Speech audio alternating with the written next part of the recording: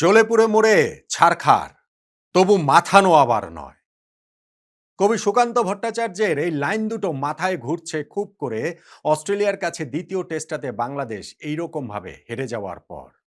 হ্যাঁ, এই দ্বিতীয় টেস্টে আমরা বাংলাদেশ জ্বলেছি, আমরা পুড়েছি, আমরা মরেছি, আমরা ছারখার হয়ে গিয়েছি, কিন্তু তবু আমরা মাথা নোয়াচ্ছি না। কেননা এই দুঃখ আছে, দহন আছে, একই সঙ্গে অনেক অর্জনও কি নেই আমাদের? আমি তো বলবো অস্ট্রেলিয়ার বিপক্ষে এই টেস্ট সিরিজ আমাদের ২৬ বছরের টেস্ট ক্রিকেট ইতিহাসের সবচেয়ে স্মরণীয় সিরিজগুলোর একটা, সবচেয়ে বড় অর্জনগুলোর একটা। আমি তো বলবো এরপরও বাংলাদেশ ক্রিকেট, টেস্ট ক্রিকেটটা উন্নতির পথেই আছে। আমি তো বলবো এরপরও বাংলাদেশের টেস্ট চ্যাম্পিয়নশিপ ফাইনাল খেলার সম্ভাবনা রয়েছে। হ্যাঁ, এখন আপনি আমাকে বলতে পারেন যে ভাই, যেই অস্ট্রেলিয়ার কাছে দ্বিতীয় টেস্টে আমরা ২ দিনে হেরে গেছি, আমাদের টেস্ট ক্রিকেট ইতিহাসে কখনোই ২ দিনে ম্যাচ হারেনি। আমরা ২ ইনিংসে ব্যাটিংয়ে ১০০ রানও করতে পারিনি, যেমনটাও আগে আমরা কখনো হয়নি। এরপরে এরকম কথা বলছেন কিভাবে? কিভাবে বলছি সেই ব্যাখ্যাটাই আপনাদেরকে করছি। দেখুন, এন্ড অফ দ্য ডে গিয়ে বাংলাদেশ অস্ট্রেলিয়া টেস্ট সিরিজের রেজাল্ট কি?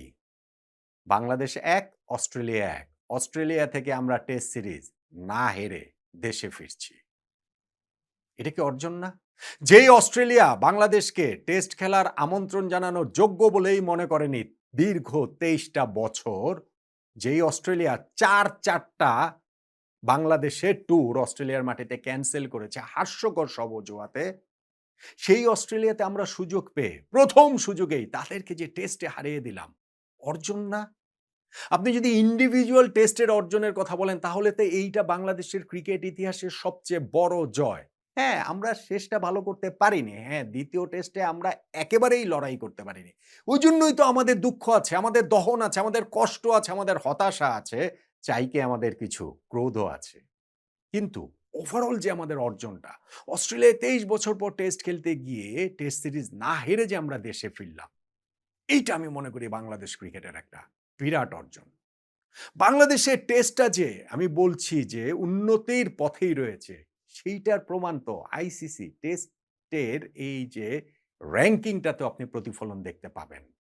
এই টেস্টের পর আইসিসি যে র‍্যাংকিং হালনাগাদ করেছে সেইখানে আমরা ৬ নম্বরে উঠে এসেছি। বাংলাদেশ টেস্ট ক্রিকেটের ইতিহাসে কখনো এত উপরে উঠিনি।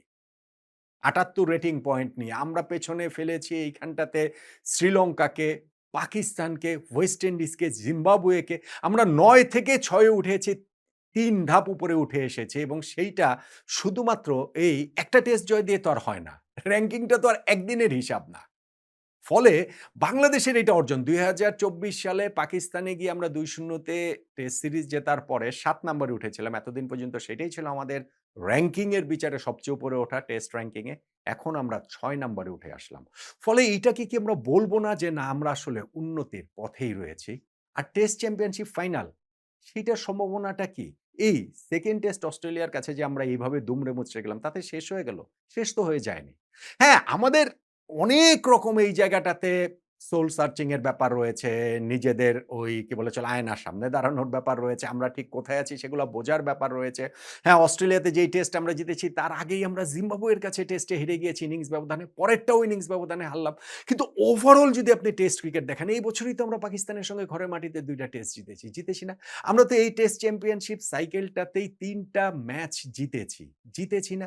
ফলে আমরা এইখানটাতে যে একেবারেই যে ছন্নছাড়া অবস্থায় বাংলাদেশ রয়েছে, বাংলাদেশের টেস্ট ক্রিকেট একেবারে শেষই হয়ে গেল। একটা ম্যাচ এভাবে হারার পর শেষ হয়ে গেল। ব্যাপারটা তো তা নয়। অস্ট্রেলিয়ার মাটিতে ২ দিনের টেস্ট তো গত অ্যাশেজেও হয়েছে। গত অ্যাশেজেও এরকম হয়নি? হয়েছে তো। তো তাতে করে কি হচ্ছে গিয়ে ইংল্যান্ডের ক্রিকেট শেষ হয়ে গিয়েছে? শেষ তো আর হয়ে যায়নি।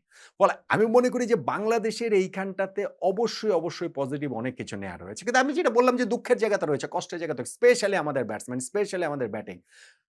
দুঃখটা বেশি বোলারদের জন্য। ১ম টেস্টটা যে আমরা জিতেছি সেইখানটাতে আমাদের বোলাররা তাদের কাজটা যথারীতি করেছেন। কিন্তু ব্যাটসম্যানরা ওই একটা ইনিংস যে খেলেছিলেন ৪২৬ রানের সেই কারণেই কিন্তু আমাদের জয়টা সম্ভব হয়েছে। আমাদের ঐরকম অর্জনটা সম্ভব হয়েছে। এই ২য় টেস্টেও আমাদের বোলাররা তাদের কাজ করেছেন। যেভাবেই বলেন না কেন যে অস্ট্রেলিয়াকে ২১০ রানে অল আউট করে দেওয়া এটা চাট্টিখানি ব্যাপার নয়। উইকেট কঠিন, যতই ব্যাটসম্যানদের জন্য কঠিন হোক না কেন। কিন্তু আমাদের বোলাররা তাদের ওই কাজটা করেছেন। যথেষ্ট ভালোভাবে করেছেন। শরীফুলের ৭ উইকেট সেটা লিড করেছে। কিন্তু ওভারঅল সব মিলিয়ে খুব ভালোভাবেই তারা তাদের কাজটা করতে পেরেছেন। এবং যদি আমরা টসে জিততাম, যদি আমরা আগে বোলিং নিতাম, ইউ নেভার নো তখন হয়তোবা ম্যাচ সিনারিওটা অন্যরকম হলেও হতে পারত। ওইটাকে একপাশে সরিয়ে রাখলেও আমাদের ব্যাটিংটা আসলে খুবই জঘন্য হয়েছে। আমাদের ব্যাটিংটা আসলে খুবই যাচ্ছেতাই হয়েছে।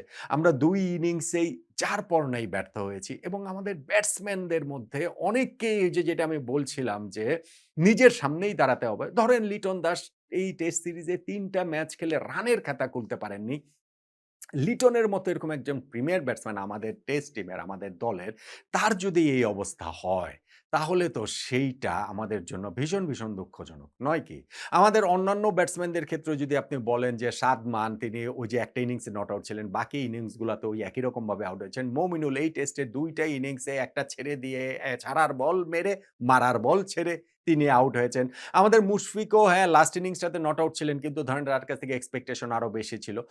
অনেকের কথা তানজিদ তামিম সেঞ্চুরি করার পরে ৩ টে ইনিংস তার ব্যর্থ কেটেছে। এরকম অনেকের কথাই অনেকভাবেই আসতে পারে। অবশ্যই আসবে। এগুলো আসবে না কেন? আমরা তো আকাশে উড়ছি না। আকাশে ওড়ার কিছু নেই। কিন্তু আমরা যে আবার একবার মাটির নিচে সেদিয়ে গিয়েছি। আমরা কিন্তু পাতালের অতল গহ্বরে হারিয়ে গিয়েছি। এই টেস্ট হারার পর আমার কাছে সেইটাও আসলে মনে হয় না। অস্ট্রেলিয়া প্রবলভাবে ফিরেছে। অস্ট্রেলিয়া মরণ কামড় দিয়েছে। আমরা সেটার সঙ্গে স্কিল ওয়াইজ, মেন্টালিটি ওয়াইজ আমরা কোপ করতে পারিনি। That's it. এখন এই জায়গাটা থেকে আমরা আবার কিভাবে ঘুরে দাঁড়াতে পারবো, কিভাবে আমরা ঘুরে দাঁড়াবো সেই পথেই আমাদের হাঁটতে হবে। টেস্ট চ্যাম্পিয়নশিপের কথাটা বলছিলাম ভাই। আমরা এই টেস্টটা এই বাজেভাবে হেরে যাওয়ার পরও এখনো টেস্ট চ্যাম্পিয়নশিপের পয়েন্ট টেবিলটাতে ৪ নম্বরে রয়েছি। ৬ টা টেস্ট ম্যাচ আমরা খেলেছি, ৩ টা জিতেছি এবং ১ টা ড্র করেছি। আমাদের ৪০ পয়েন্ট। কিভাবে ওইটা পয়েন্ট সিস্টেম সেগুলো আমরা জানি। সো ওই আলোচনা এখানে না করলাম। ৫৫.৫৬% নিয়ে আমরা ৪ নম্বরে রয়েছি। এবং আমি আগে একটা ভিডিওতে বিস্তারিত বলেছিলাম যে টেস্ট চ্যাম্পিয়নশিপের ফাইনাল খেলার জন্য টপ 2 তে থাকতে হবে এবং টপ 2 তে থাকার জন্য আসলে 60% এর হচ্ছে গিয়ে একটা স্ট্যান্ডার্ড ধরা হয়। সেই 60% হতে হলে বাংলাদেশের এই আর ৪ টা টেস্ট ম্যাচ জিততে হবে। এই টেস্টের আগেও হিসাবটা ছিল ৪ টা টেস্ট ম্যাচ জিততে হবে। এখন এই টেস্টে আমরা হেরে গিয়েছি। ৭ টেস্টের মধ্যে ৪ টা জিততে হতো। এখন আমাদের ৬ টেস্টের মধ্যে ৪ টা জিততে হবে। এবং সেই ৪ টা আমাদের হোম টেস্টই তো রয়েছে। ঘরের মাটিতে ওয়েস্ট ইন্ডিজের বিপক্ষে ২ টা টেস্ট রয়েছে। ঘরের মাটিতে ইংল্যান্ডের বিপক্ষে ২ টা টেস্ট রয়েছে। ফলে ৪ টা যখন হোম টেস্ট বাংলাদেশের আছে, আমরা কেন আশাটা ছাড়বো? এবং অ্যাওয়েতে আমাদের সাউথ আফ্রিকায় ২ টা টেস্ট রয়েছে। অস্ট্রেলিয়ার মাটিতে গিয়ে যদি আমরা অস্ট্রেলিয়াকে হারাতে পারি, তাহলে সাউথ আফ্রিকায় গিয়ে আমরা সাউথ আফ্রিকাকে কেন হারাতে পারবো না? আমি আবারও বলছি গ্লাসের অর্ধেক পূর্ণ দেখবেন নাকি শূন্য দেখবেন, একটা হচ্ছে গিয়ে যে পানি হাফ ঢালা একটা গ্লাসে, সেটা আপনার ব্যাপার। আপনি এখন দেখতে পারেন যে না, যেই অস্ট্রেলিয়ার সঙ্গে ২ দিনে বাংলাদেশ টেস্ট হেরে গিয়েছে, যেই অস্ট্রেলিয়ার সঙ্গে বাংলাদেশ ২ ইনিংসে ১০০ রানও করতে পারেনি, সেই বাংলাদেশ কিভাবে সাউথ আফ্রিকার সঙ্গে যাবে? কিন্তু আমি যদি আবার উল্টাভাবে বলি যে না, যেই বাংলাদেশ অস্ট্রেলিয়ায় গিয়ে হারিয়েছে, সেই বাংলাদেশ সাউথ আফ্রিকায় গিয়ে সাউথ আফ্রিকাকে হারাতে পারবে না কেন? আমরা পারব না। আমরা ফাইনাল শেষ পর্যন্ত খেলতে পারব না। হয়তোবা। সেই আশঙ্কার জায়গাটাই বেশি। কিন্তু সেই আশার জায়গাটা ছেড়ে দেওয়ার মতো কি কিছু হয়েছে? আমরা কি এই নেক্সট ৬ টা টেস্টের মধ্যে এই সাইকেলটাতে, যার মধ্যে ৪ টা ঘরের মাটিতে, ৬ টেস্টের মধ্যে ৪ টা টেস্ট কি বাংলাদেশ জিততে পারে না? আমরা হয়তো শেষ পর্যন্ত পারব না। হয়তো আমরা টেস্ট চ্যাম্পিয়নশিপেরও ফাইনাল খেলতে পারব না। হয়তো আমরা হচ্ছে গিয়ে সেই ৪ টা জয়ও পাবো না। কিন্তু আমি মনে করি না যে বাংলাদেশ